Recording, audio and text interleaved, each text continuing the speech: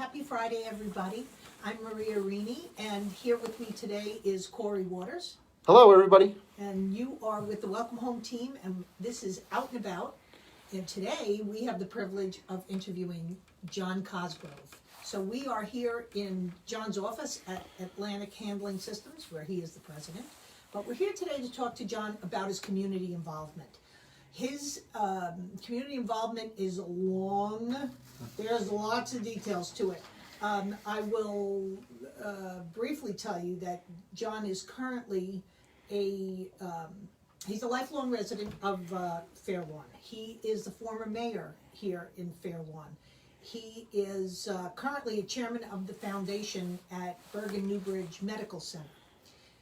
He's also on the Passaic Valley Sewerage Authority and a very active Rotarian. So, thank you for being with us today, John. Oh, thanks, Maria. Well, where do I start? Well, first of all, I'm the president of Atlantic Handling Systems. That's what I do to keep myself in the life I'm accustomed to. And, Atlantic Handling is a major supplier of material handling equipment here.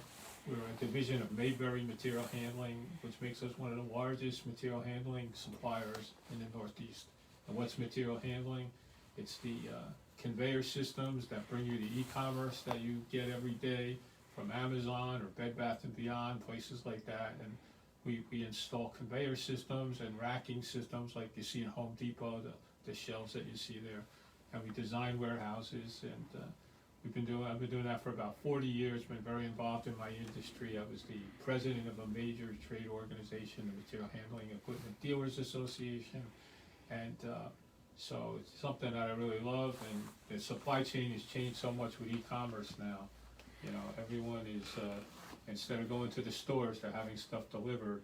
And with the pandemic, it's like a tsunami that has happened. Yeah.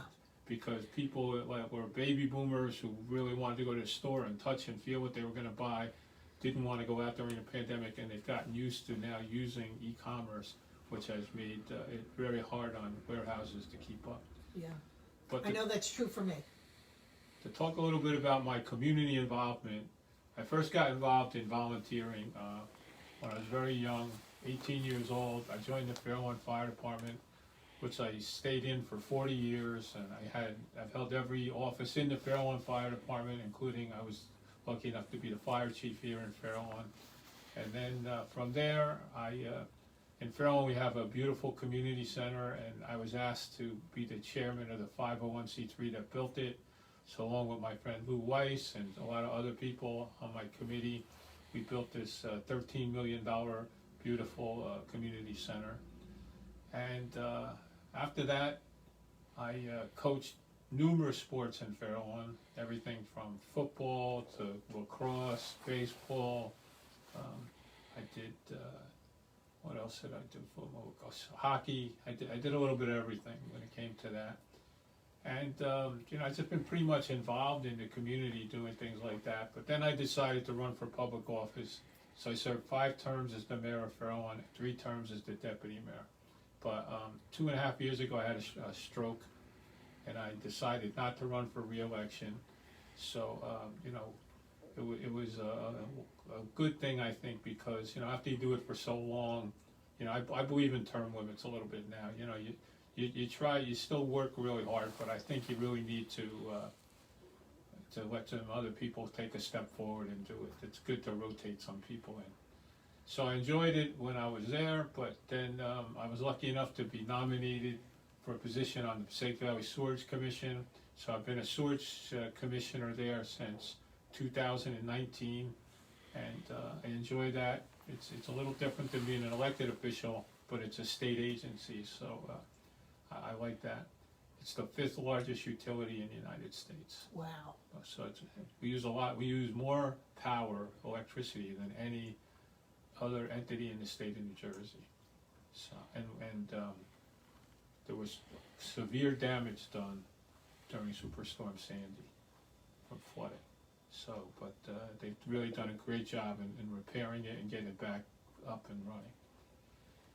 And some other things, I found Rotary 9 years ago, And Rotary has changed my. I don't think you found it. I think I pushed you towards it. You I'm and just you and a saying. lot of others. But I'm a member of Fairlawn Sunrise Rotary, which I've been the president of twice.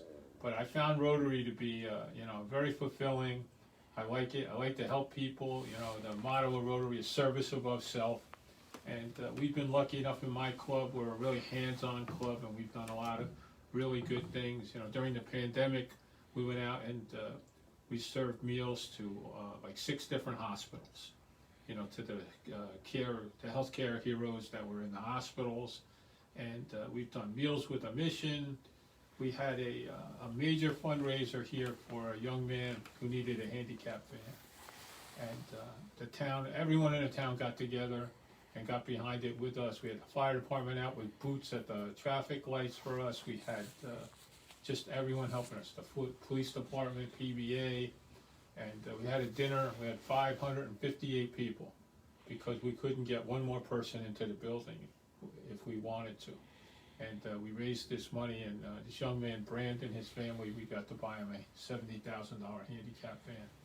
And we raised enough money also, we bought a lift that you put up in the ceiling so that his parents, he's a big boy, he's 23 years old, so his mom was lifting him in and out of the bed every day.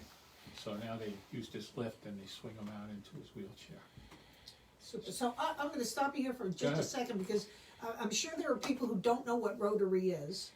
And it is the oldest service organization in the world, and in more than 200 countries worldwide. And we're just people, like John said, service above self, and what can we get involved in, and how can we help in our community, both here at home and globally. So, well, my Rotary moment was, I had gone to a district staff meeting, and there was a young girl. Rotary has a program called Gift of Life where they bring children from other countries for serious operations. And this girl was brought to New York for a heart operation from the Philippines.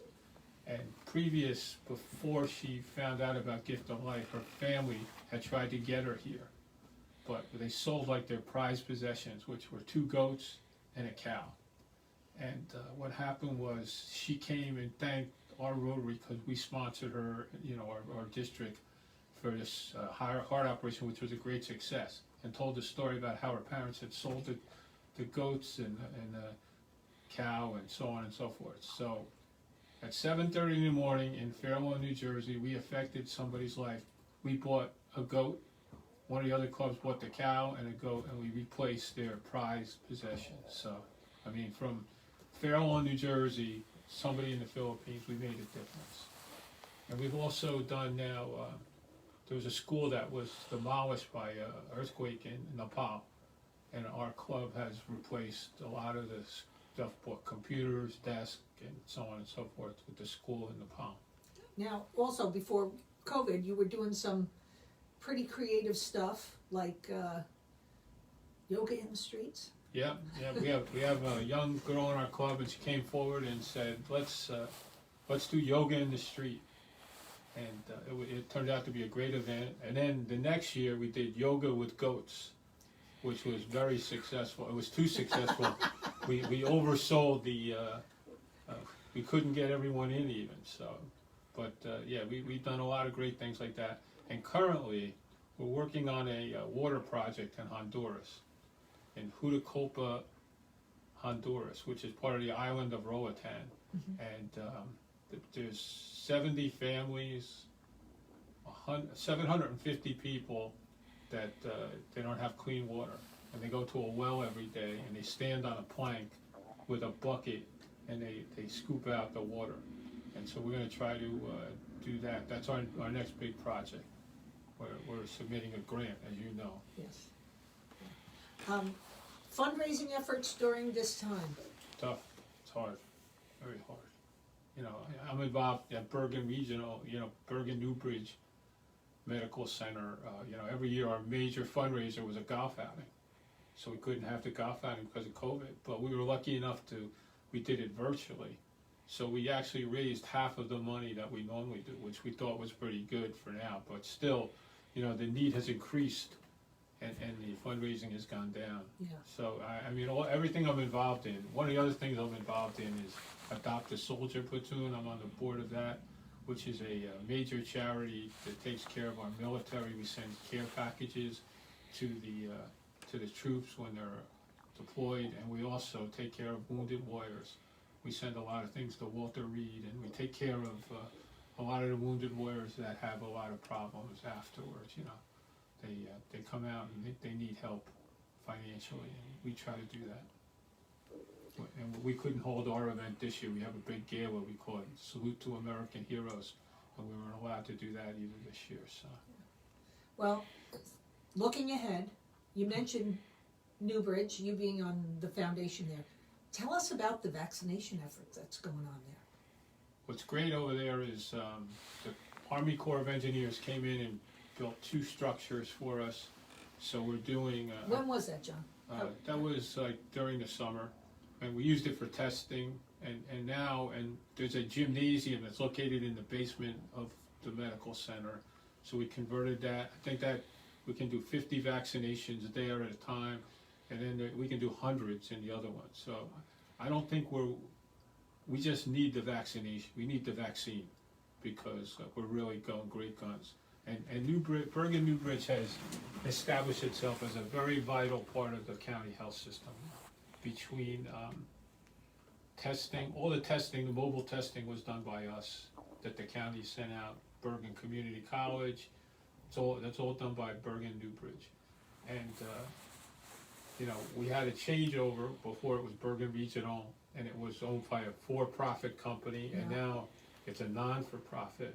And we accept major healthcare insurance there now, and so it's been a game changer. Has it been busier with the mental health treatment? The behavioral health, of course, because you know there's been a big increase. I just was with the hospital president and CEO, Deb Visconti, the other day. Been a huge increase in behavioral health due to the pandemic. You know, people are just trying to deal with this whole thing. Yeah. So, looking forward, plans for Rotary, plans for anything you're involved in?